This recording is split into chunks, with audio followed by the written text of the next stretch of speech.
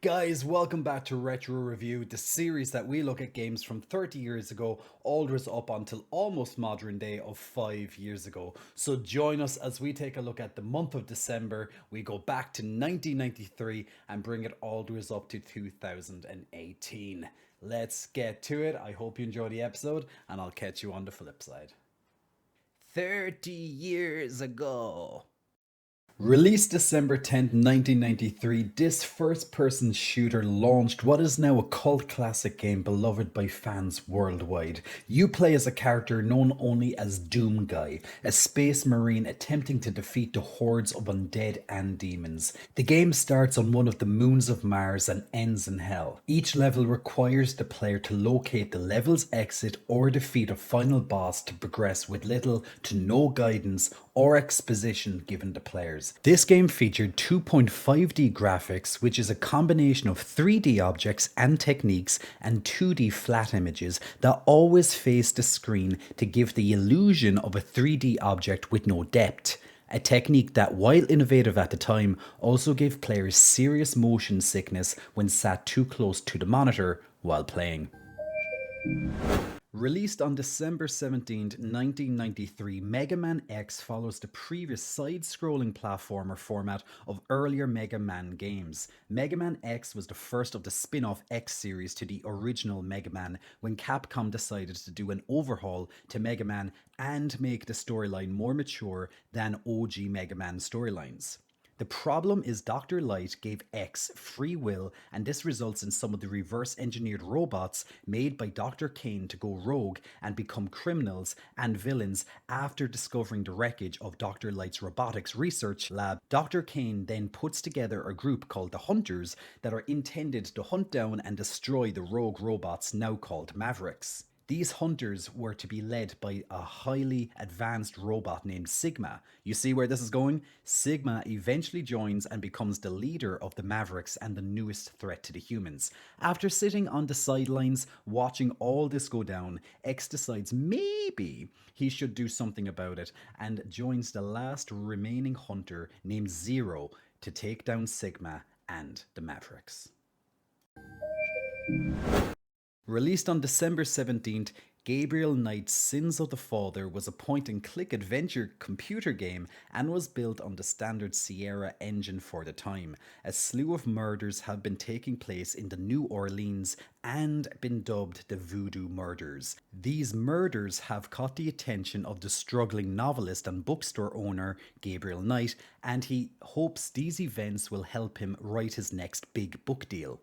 Aided by his assistant named Grace and childhood friend Frank, he is able to track down and get some leads that suggest these murders have been ruled gang-related killings carried out by the cartel using actual voodoo on their victims. An investigation into the paranormal and secrets of voodoo that take him from New Orleans to the fictional town of Rittersberg, Germany, to Africa to defeat the cartel once for all. Once Knight is all powered up with his fancy new abilities as a witch hunter, he heads back to New Orleans where he discovers shit has literally hit the fan. The voodoo cartel has kidnapped Grace from the bookstore and left a note revealing who the leaders of the cartel are. How convenient. Frank and Gabriel find the cartel and save Grace and destroy the idol the cartel was using to draw their power from, along with their leader. We are left with the final scene and choice between two endings. You can either show mercy to the person possessed by a Loa that helped the cartel, or kill them. Either way, the possessed person falls to their death. The Loa is gone and voodoo threat is over. For now. Hey guys, if I can ask for a favor, most of you who watch my YouTube channel are not yet subscribed or press the like button. Trust me, it will help me out more than you know, and I aim to earn it. So please hit the like button to help the YouTube algorithm to promote my videos into the future and to see more gaming content and yours truly. Thank you for your time and your support. Now, on with the episode. 20 years ago. Released December 10th, 2003, Fatal Frame 2 Crimson Butterflies is a third-person horror game that features first-person shooter combat with a camera able to exorcise ghosts, which is a standard across all Fatal Frame games in the series. You play as Mio, followed by her twin sister, Mayu, who were spending their day visiting a ravine they used to play in when they were younger. What the sisters don't know about the area is that it is also one of the many spots in Japan where an entire village of Hitobashira cult was spirited away. This particular village had a ritual they called the Rite of the Crimson Butterfly, where one twin was forced to strangle the other twin to become one soul, and the body of the dead twin was tossed into a pit believed to be the gate of hell. Our protagonists are sensitives and become spirited away when they find the town. The ghosts in the town that are reliving the events of the final days leading up to the curse of the town now think our protagonists are the twins that were expected to carry out the failed ritual. Mio now has to find a way to save her sister while also using a camera that banishes malicious spirits, trying to stop her saving Mayu and fleeing the town. The final boss allows you to choose between one of three endings. The first ending is Miyu leaving without Mayu and causing history to repeat itself, and you getting a game over. The second is you saving Mayu and fleeing the town with her, which is the happy but false ending. The third and canonical ending is you and Mayu performing the ritual with you strangling Mayu and tossing her body into the gate of hell, breaking the curse and freeing the spirits of the dead villagers. Oof, well, I'll be damned. Released December 13th, The Sims Busting Out was the second Sims game to come to home consoles, and the first Sims game not to be released on PC. The game featured a typical Sims format, but rather than just funding and building your dream home, the game featured special objectives to progress the narrative. You can also unlock new features and areas in Sim Valley, packed full of recreational locations and other mini-games to go along with the rest of the game's content. The game also featured an online option for PlayStation 2 players that was shut down in 2008, so you could play with friends and other PlayStation 2 players. I know this was a short description, guys, but this is The Sims, and we all know what The Sims is about by now. And if you don't, well, where the hell have you been the last 20 years? Released December 30th, Sonic Heroes was a 3D platformer where you can choose to control one of the four teams, each made up of three characters you control simultaneously.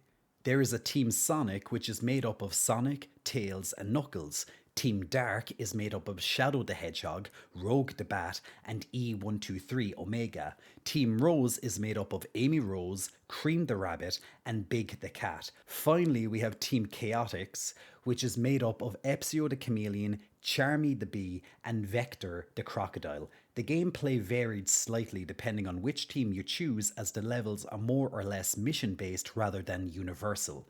The game featured 14 levels and 7 boss fights with the typical Sonic game mechanics: rings for lives and score, jumping on or using the character's special move to defeat enemies, i.e. Sonic's signature super spin. And the story revolved around Dr. Robotnik's evil plan for the world. This was also the first game where Dr. Robotnik required a name change for copyright purposes and became Dr. Eggman. 10 years ago. Released December 6th, 2013, Gran Turismo 6 was a racing simulator that took full advantage of the PS3 steering wheel and gas pedal expanded controls and PS3's 4K graphics, and held the bragging rights for several firsts in the Gran Turismo series. Gran Turismo 6 was the first title to get licensing from an FIA certified content, as well as featuring Mount Panorama, making it the first time an Australian track was featured in the series. The game was received with highly favourable critics that took note of major improvements to car customization, handling, and the huge addition of content as a result of various collaborations with NASCAR, Formula 1, FIA, and the Goodwin Festival of Speed. Pedal to the metal. Released December 18th, this was a survival horror game done with an interactive graphic novel format with graphics similar to the Walking Dead graphic novels. This game features Clementine, the girl rescued by Lee, the season 1 main character, alone and attempting to survive after the loss of Lee. We pick up with Clementine 8 months after the events of season 1's final chapter.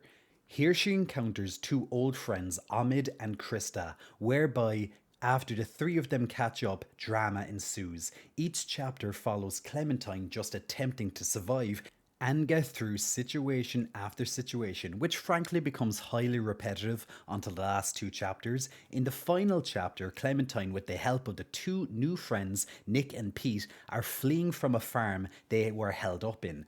As you are fleeing, we see both Nick and Pete being overtaken by walkers and are given the choice between two endings. Save Nick, who has already bitten anyways up to this point, and leave Pete to be ambushed by the walkers sneaking up on him before you can help him, or save Pete by killing the walker coming up behind him and let the walkers force Nick to separate and run off into the woods while you make your getaway with Pete. Either way, the game ends with your new friend being very upset with you for letting the other person die as you run through the woods and the credits roll. No wonder these games were called the most boring thing to come out of the Walking Dead franchise. Anticlimactic endings, boring dialogue, lots of implied story building happening off screen between chapters, and repetitive mission after mission. May it be dead as The Walking Dead.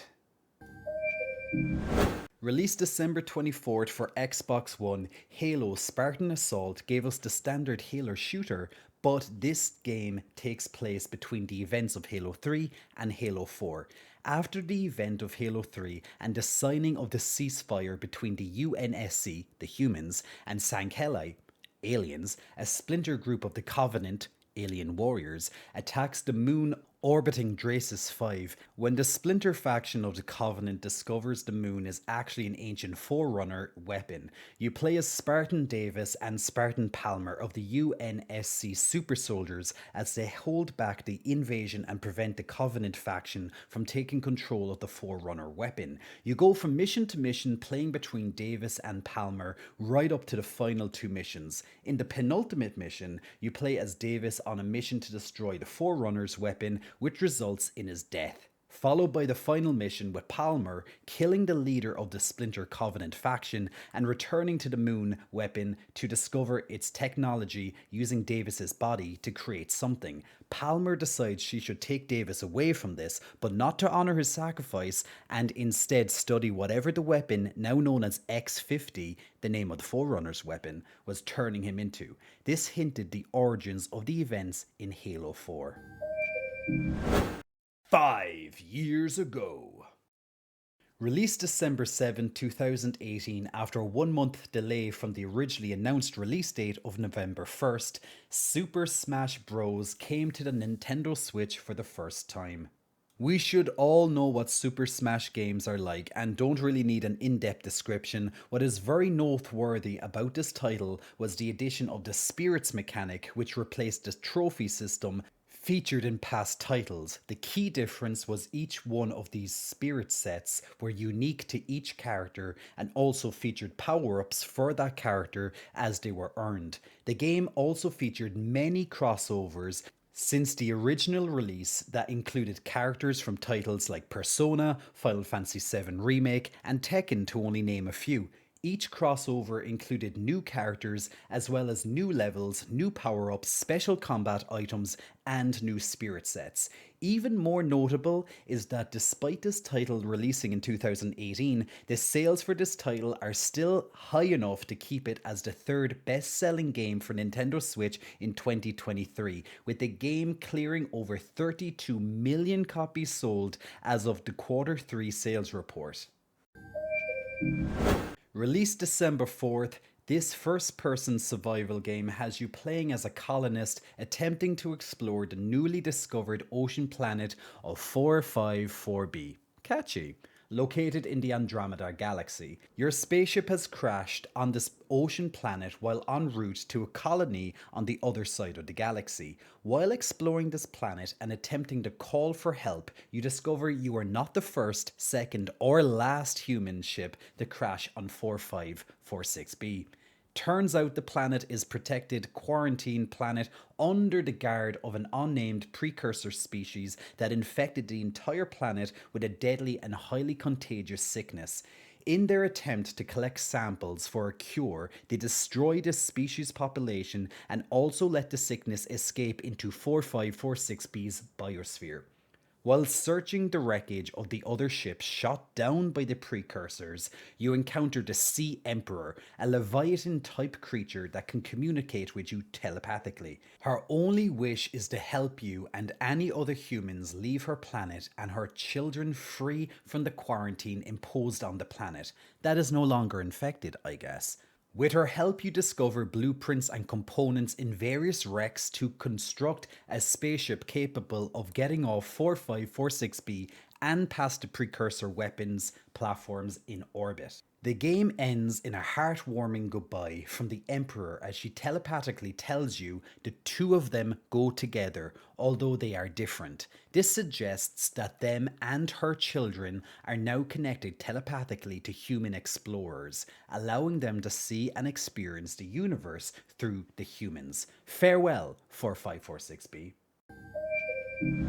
Released December 7th, Katamari was released worldwide. When researching this piece, I was thinking, what the hell is this? This game is described as an open world puzzle game, but I do not think that this does this game justice, as the game is more or less chaos and shenanigans on a cosmic scale with no regard to anyone or anything but you and your King of all Cosmos father's reputation. After the King of all Cosmos gets a little rowdy one night during a bender that results in him destroying the stars, the moon, and the well-known constellations, it can happen. He tasks his son to travel to Earth to collect enough material to recreate the missing features of the night sky. You arrive on Earth full of random objects to roll into your magic and highly sickly ball for your father to place in the sky and recreate the stars and the moon. Each level requires you to roll a larger and larger ball, starting with you rolling a ball so small it can only collect items like thumbtacks and paper clips in the earlier levels, and ending with you rolling balls large enough to absorb megastructures and weather systems in the later levels. The gameplay is very chill and something you can kind of just turn your mind off and enjoy when you need a break, as the objective is always the same. Make a ball X size in X number of minutes, and features an amazing soundtrack of Japanese lo-fi and pop. From Doom to The Sims to Halo to Super Smash or even Subnautica, we have covered lots of games today during the December review. Once again, from 1993 all the way up to 2018. Is there any particular game that you loved? Did you play any of these games in the past, or are you discovering something new that you might play into the future? Who knows? I hope you enjoyed this look at the retro review, guys, and I'll see you all very, very soon. Until then, you stay sexy, San Diego. Why am I saying that again? I'm actually not sure. But until then, guys, Slansha.